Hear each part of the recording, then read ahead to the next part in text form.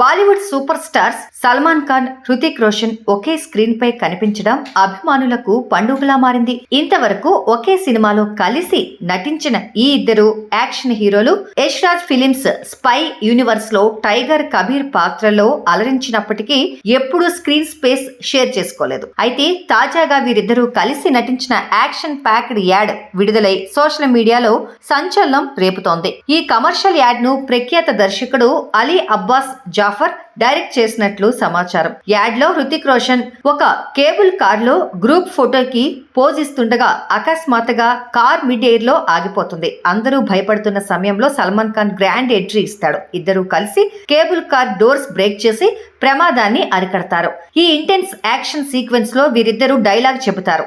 డర్తే తో సబ్ హమ్ పర్ హమ్ వో హైన్, జోడార్ కో డరాతే హైన్.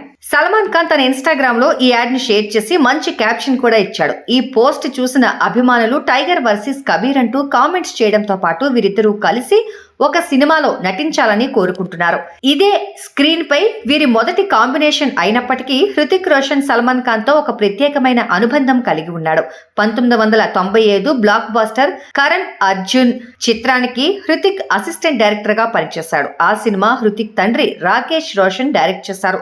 సల్మాన్ ఖాన్ ప్రస్తుతం సికిందర్ సినిమా కోసం సిద్ధమవుతున్నాడు. ఇందులో రష్మిక మందన్న కథానాయికగా నటిస్తుండగా ఏఆర్ మురుగదాస్ దర్శకత్వం వహిస్తున్నారు.